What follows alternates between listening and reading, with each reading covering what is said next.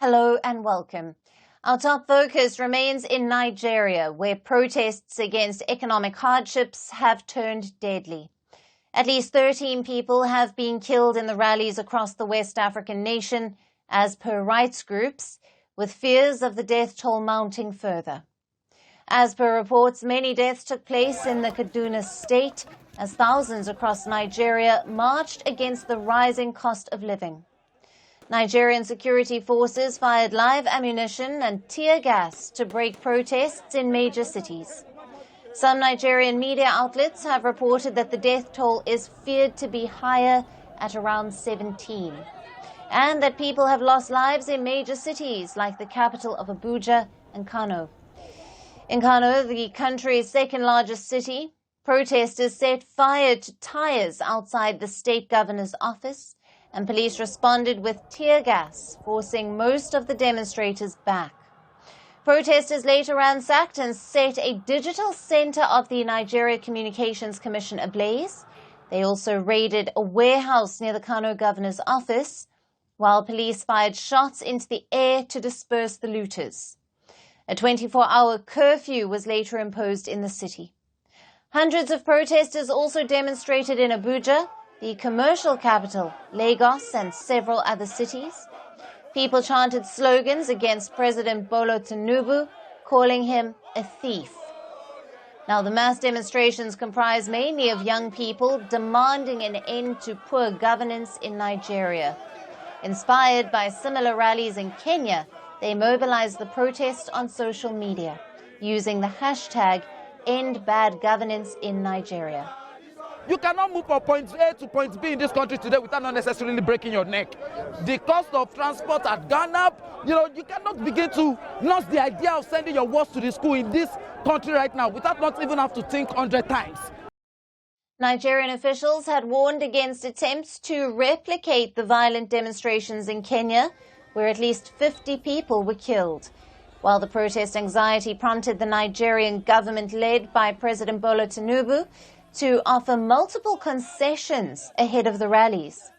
Nigerian lawmakers have passed a bill to double the minimum wage, and the state oil firm announced new jobs for the first time in a decade.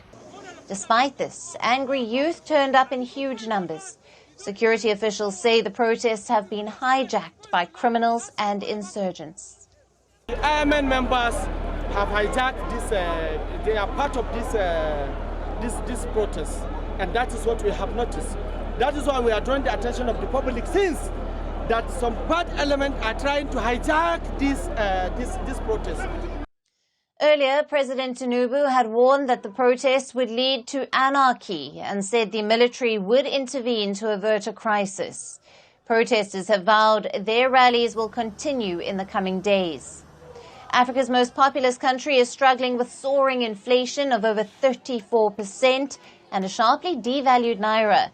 The prices spiked after President Tinubu ended a costly fuel subsidy and liberalized the currency more than a year ago. Many protesters say they are battling hunger and poverty due to the price rise. Nothing is actually working in Nigeria anymore. Even as an health worker, I can't fend for my family very well. I can't provide most of the basic needs of my family, not because I am not hardworking, but because the economy is so bad that money has no value again. When we go to the market, you spend the whole of your salary and even borrow more. So nothing is working. Will Nigeria be able to contain the violence, or will it head into chaos? Now, for more on this, we have with us Ambrose Igboke, a PhD and global affairs analyst, joining us live from Enugu in Nigeria. Thank you for being with us. Thank you very much for having me, Alyson. Yeah. At least 13 people have been killed in the demonstrations across Nigeria. What are the latest details that you have for us? Today has been more peaceful than yesterday. Yesterday, there was a clash between overzealous security agencies and also overzealous protesters. The preparations towards the protest has been that of heated arguments. It has that of threats from, government officials. It has been that of threats also from some security agencies. But also some other government officials also have some reconciliatory approach to it, some engaged. The problem has been that instead of telling people not to come out, the government would have prepared in a different way for the protests. I did recommend some days ago that what would have been better would have been the government to engage with these people instead of telling them not to come out. You can reach an agreement, say, okay, let's prevent the issues of the protest being hijacked or infiltrated by hoodlums or by fifth columnists who are, rioters rather than protesters, like what we saw happen in Kano. What the government would have done was to provide places. For example, the FCT minister came out to say that the popular Eagle Square in Abuja, that is home to protests all over the years, will be shot against the protesters. That was a wrong move. I mean, some things like that would have opened up the Eagle Square for them and then provide the adequate security so that that would have contained them in a place. But where it seems we have not been able to learn how to manage protests over time. Right. Ambrose, on that, the Nigerian troops and police have tightened security in major cities in response to the protests. This, of course, reflects the heightened tensions. What are the security forces doing to ensure the protests remain peaceful? There are a lot of intelligence gathering going on, which we are aware of. And also, there have been also a lot of engagements. For example, one of the states in Nigeria, Edo State, and in some other states, we saw the police commissioners there, talking to the protesters, and they were having some engagements. The same thing, like the chief of defense staff just some few minutes ago, that's 15 minutes ago, ended a press conference with the media where he briefed the media that the military is on standby in case the situation gets out of hand. And we don't pray that it gets to that point, but he just had a briefing with the media community. Also, a lot of states, like in Bayelsa State yesterday, the governor had a deal with the protesters that, okay, you are allowed to protest, we'll give you the cover and the security. Meanwhile, your right to protest should not infringe on the right of freedom of movement of other citizens. So therefore, workers went to work in Bayelsa State and other states yesterday. Protests took place, and it was peaceful. So I think it was the approaches by the different states and different claims that caused the clashes. What happened in Kano, Maiduguri, and some other places were infiltration from people from hoodlums who caused riots, who focused on looting, rioting instead of having protest. I think it's a failure of intelligence. And it's a failure of security for that not to be nipped in the bud. Now, the hashtag End Bad Governance in Nigeria movement seeks an end to police brutality, improved human rights, and stable economic policies. What are the reasons that have pushed Nigerians to protest? I think what you mentioned earlier, the first you mentioned in terms of police brutality, was what did the last protest, which was called the EndSARS protest that happened in 2020. This one was focused more on the economic issues and the issues of governance, the issue of hyperinflation, the issue of insecurity, the issue of hunger, and then the issue of there are not even pragmatic templates to even call this thing, because the government on their side, I would say, oh, be patient with us. We are just putting things in place to make sure that we get these things sorted out. But many Nigerians are not even seeing the pragmatic templates towards this. So it's out of hopelessness. A lot of people cannot get job. Unemployment rate is very, very high. So a lot of people are dying every day because they couldn't afford basic medicine. So it is a very dire situation, and that is what is being protested against. So in the backdrop of this going forward, I think the government should be able to now sit down and be able to, leave this paradigm, make a paradigm shift outside the things they have been doing. It's not enough to say you are selling 10 trucks of rice or grain to a full state and say that will solve the problem.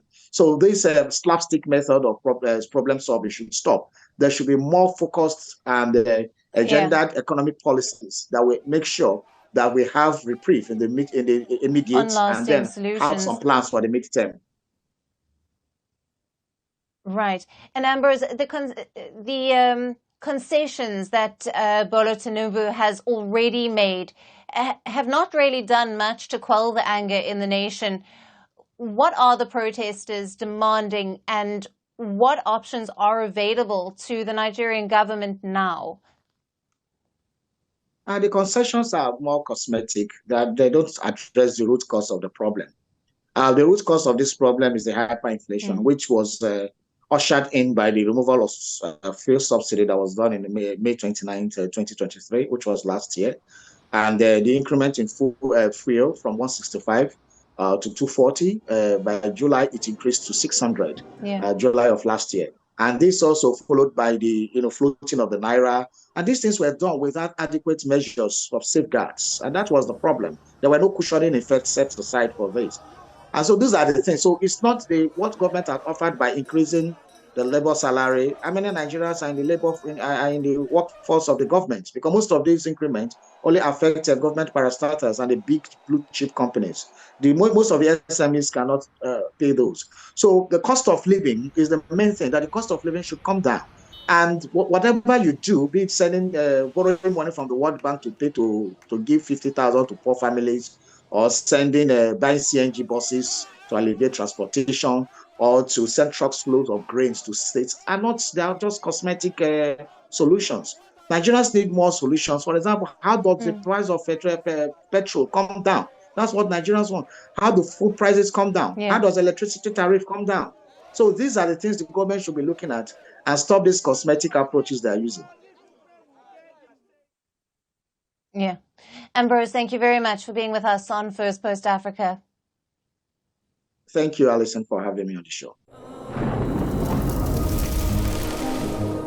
Climate change is on our doorstep. It's time for a revolution to take root. And it starts with 1.4 billion Indians. It starts with one tree for humanity, one tree for Mother Earth, one tree for our future. Project One Tree, a News 18 network initiative.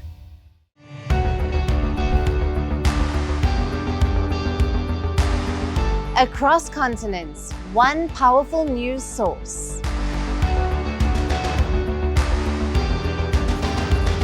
Bringing you diverse perspectives on the issues that matter.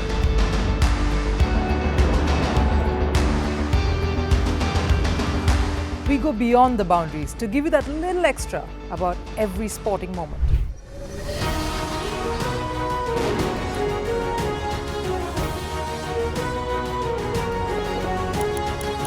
So thank you for making Firstpost 5 million strong. We're counting on your support, and you can trust us to bring you the news unfiltered and unvarnished.